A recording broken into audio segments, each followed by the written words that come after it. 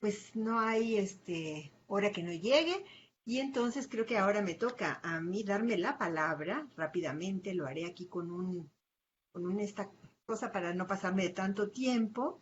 Y yo lo que voy a hacer es, ay, no, esperen, esto no está funcionando. Ok. Lo que voy a hacer es hablarles del matrimonio de Elena Mariscal y Julio Limantur. Y debo decirles que, a diferencia de algunos de los trabajos que aquí se han estado comentando o presentando, pues el mío es realmente un inicio de un tema, un trabajo que está en los prolegómenos todavía, ¿no? Porque hace algún tiempo Ana Rosa Suárez me invitó a participar en un proyecto que buscaba conocer a personajes que hubieran desempeñado tareas diplomáticas sin ser diplomáticos o que no lo fueran de primer orden. Por ese entonces yo quería hacer una biografía de Ignacio Mariscal, quien desde luego pues no era el personaje que correspondía a la invitación.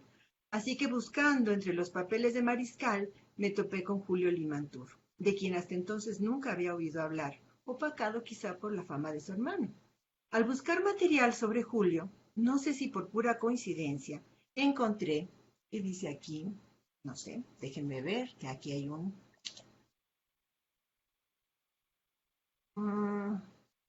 no sé, parece que no, me equivoqué, perdón.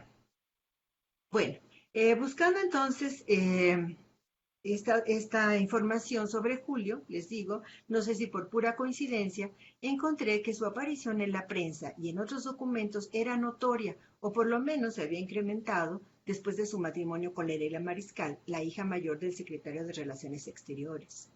Bueno, de las una o dos menciones que había encontrado, en una de ellas decían que se iba a casar con Elena, ¿no? Eso llamó mi atención. ¿Su aparición en la prensa se debía al matrimonio y a un posicionamiento tras él? ¿O más bien al ingreso a la edad adulta y al acceso al capital familiar que le abría la oportunidad de convertirse en un hombre de negocios? Probablemente las dos razones.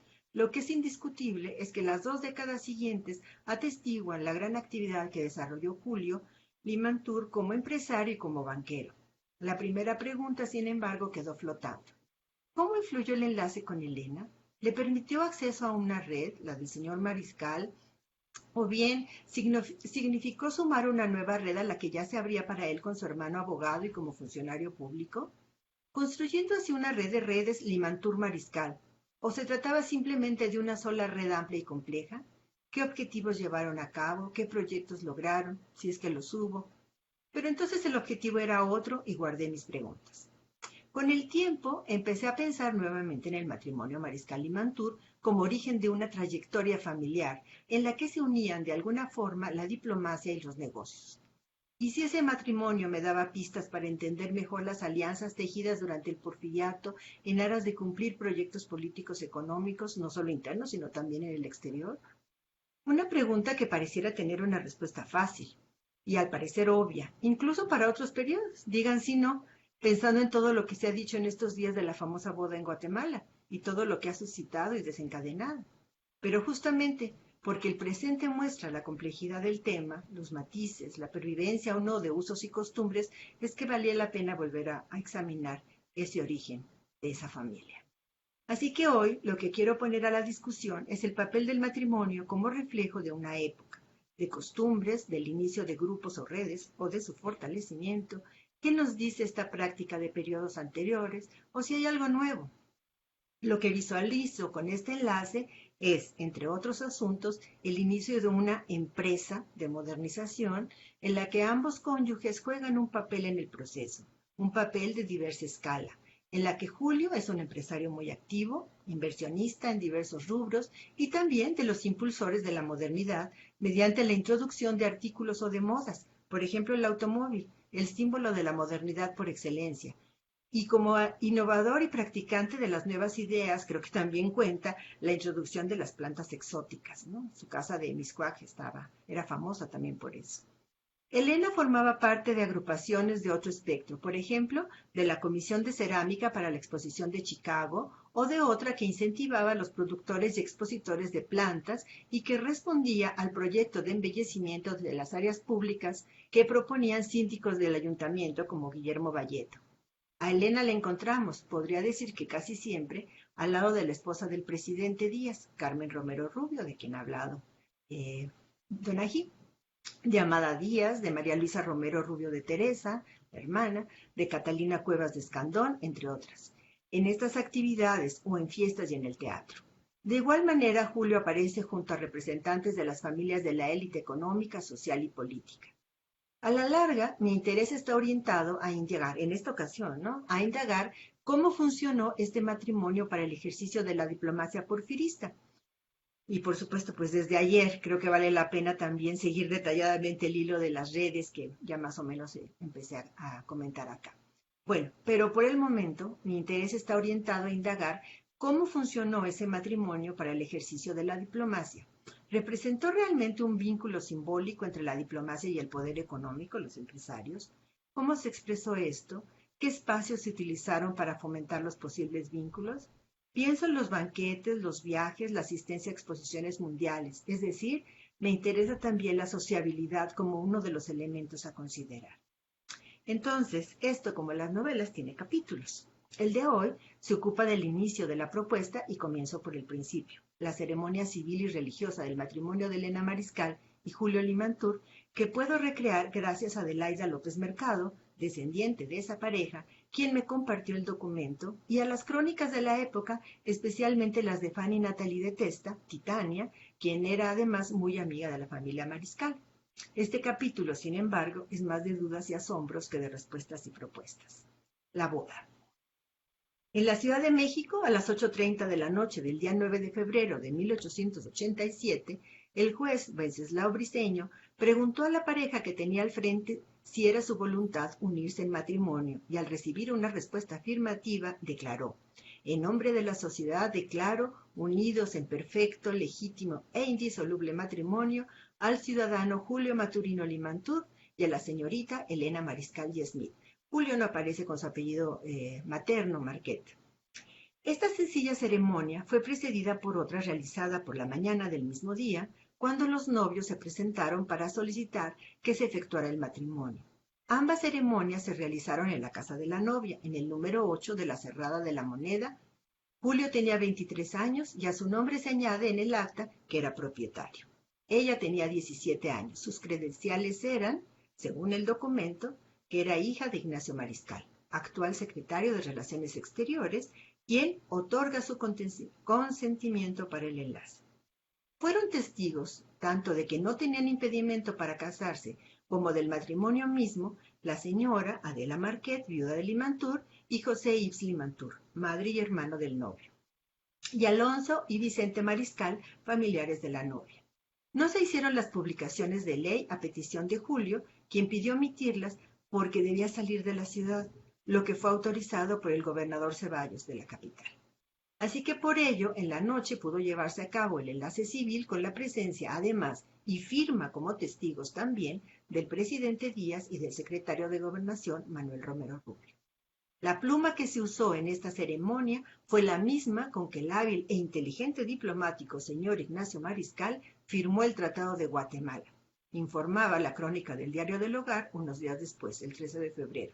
Pareciera, en el documento oficial como en la prensa, que Mariscal no era solamente el padre de la novia.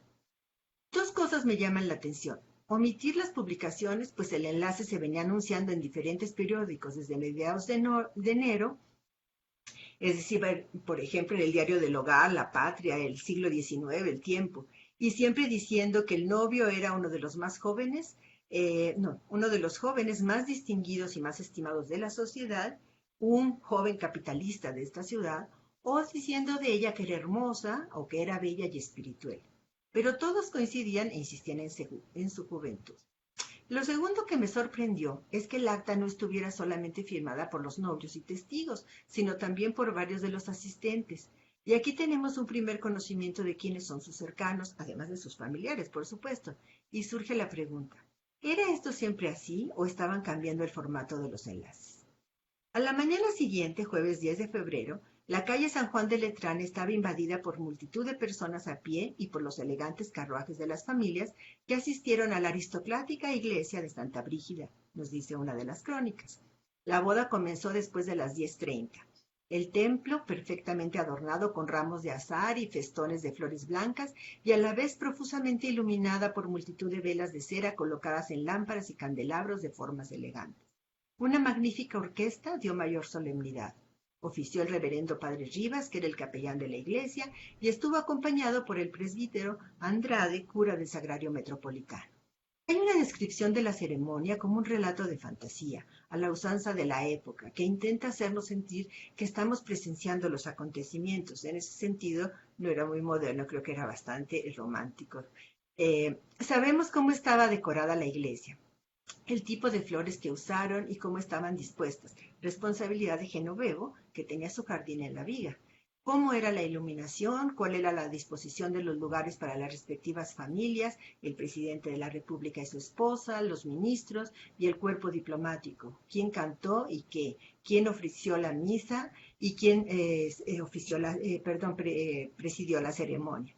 Busca transmitir la atmósfera de misticismo y poesía, esta es una cita, una expresión que se usa en varias crónicas, y describe atuendos y actitudes de los novios y familiares, en qué orden recorrieron el camino hacia el altar, se detiene la descripción de la hechicera hermana de la desposada, a la que nunca se había visto tan interesante, y quien iba con Laura, la menor de las hermanas Mariscal, que parecía una pequeña figura de porcelana. La desposada llevó a la ceremonia un traje suntuoso que llamó justamente la atención por su riqueza y su buen gusto, confeccionado en París en los talleres de Charles Frederick Ward, que vestía princesas europeas, por cierto. Esto permite calibrar el poder adquisitivo de los Mariscal, o era de los Limantour. El lujoso y sencillo traje de otomano y raso, continúa la crónica, adornado con guirnaldas de azares y tul. La crónica del siglo XIX decía que era blanco, es la única mención. Bordado de perlas, dibujaba perfectamente su esbelto y flexible talle. Ostentaba en su tocado un vaporoso velo de tul y un ramo de las flores que simbolizan la virginidad, llevando en su mano un buque de las mismas.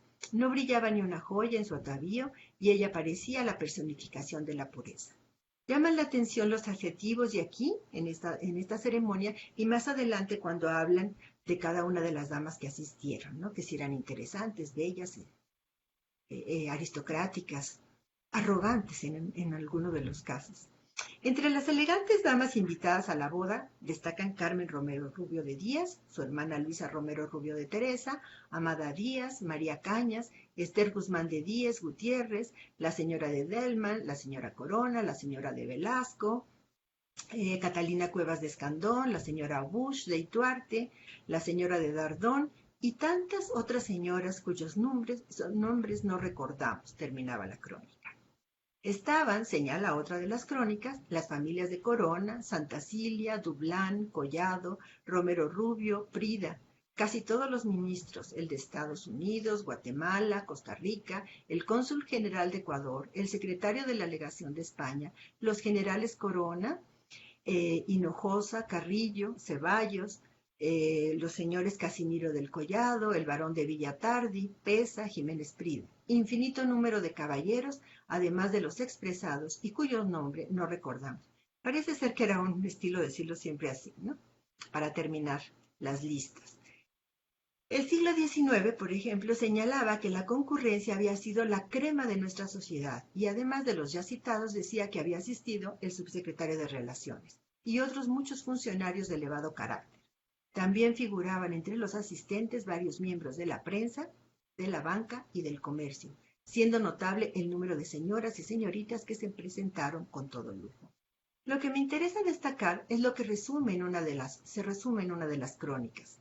Todo el México elegante asistió a la interesante ceremonia, como también los personajes políticos, el cuerpo diplomático, los representantes de la banca, nuestros más notables literatos y aquellos que más se distinguen en las artes, ministros, poetas, banqueros, embajadores, la juventud dorada y las más lindas jóvenes de nuestra sociedad han concurrido a la iglesia de Santa Brígida, que estaba completamente llena. Para completar el cuadro sabemos, por la lista publicada en la prensa, cuál fue el tipo de regalos que hicieron algunos de los invitados.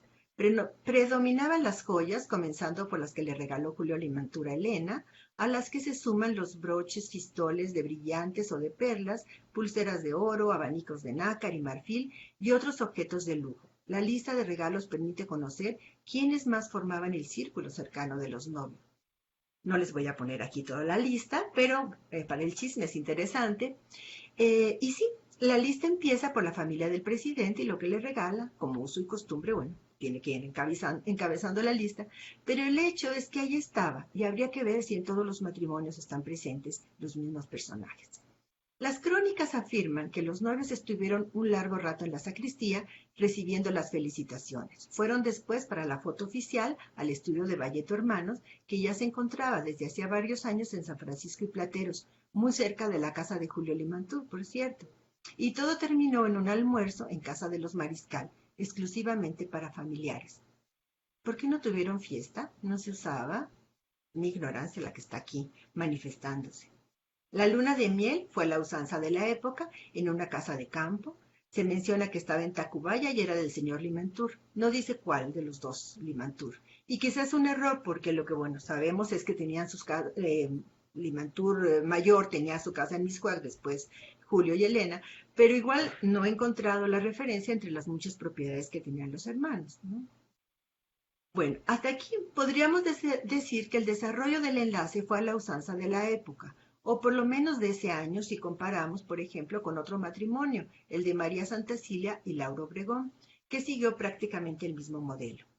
Desde luego, en ambos casos se publicó en qué consistía el ajuar de la novia, los materiales, las casas que los hicieron, los modelos, e incluso en el caso de Elena Mariscal, hablaron de batas y medias de seda, lo que para mí fue una sorpresa. Con esto entramos al estudio de la moda y de la cultura material que desde luego nos ayudan a completar la caracterización de esta élite. ¿Qué contenía el trousseau de Elena Mariscal?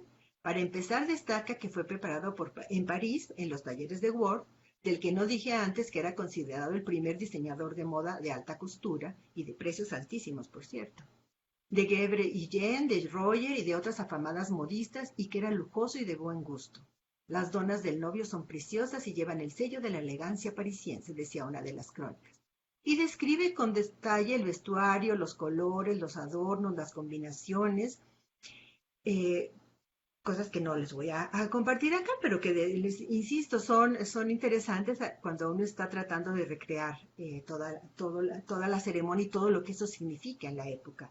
El periodo, las dos repúblicas, que se publicaba en inglés en la capital, concluyó que este trousseau que acababa de llegar de París era magnífico y que se decía que era el más hermoso que habían poseído alguna de las novias en México.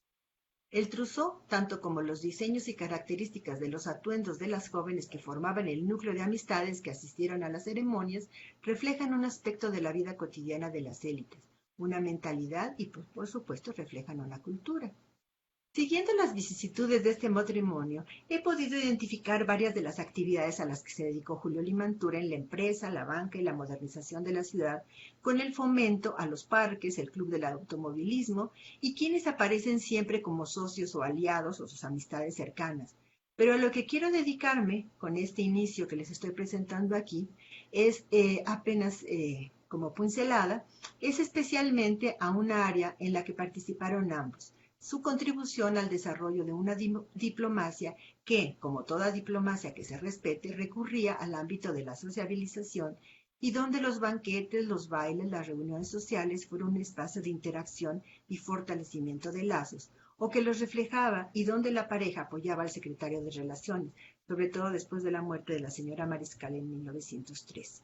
Julio cumplió algunas misiones diplomáticas, a las que ya he dedicado un texto, pero mi propósito ahora es confirmar que fueron una práctica y no algo ocasional, y que no solamente se limitaron al espacio interior, sino que tienen que ver con estos vínculos con el exterior. Estoy convencida de que un acontecimiento como la boda de dos miembros de la élite política y económica nos permiten indagar en los usos y costumbres de una época que daban paso al fortalecimiento de vínculos no solo familiares, sino, y es lo que me interesa, a vínculos políticos y económicos.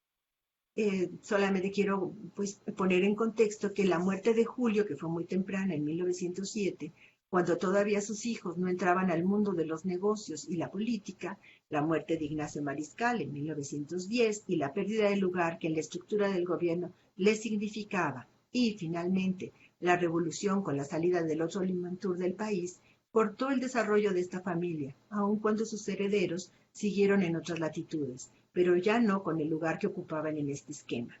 Se perdió la alianza con la burocracia estatal, con el comercio, la industria, los ferrocarriles. Mirar con atención la descripción de los esponsales de Elena Mariscal y de Julio Limantour genera asombro. Como les digo, nunca imaginé que iban a hablar de la ropa interior de la prensa, ¿no? Y muchas preguntas relacionadas, por ejemplo, con la selección de adjetivos que usaban para describir a cada uno de los personajes. Sin embargo, para mí lo llamativo es ver este acto privado en realidad como un acto público, que muestra a un sector de la sociedad en un evento que los une y consolida, puerta de entrada a empresas o a recursos que las fortalezcan. A los pocos meses, otra boda seguiría esa propuesta, la de Clara Mariscal con Tomás Morán, otro empresario e inversionista. Y a todo esto, ¿qué papel jugó el amor? Pues esto queda para otro capítulo. Muchas gracias.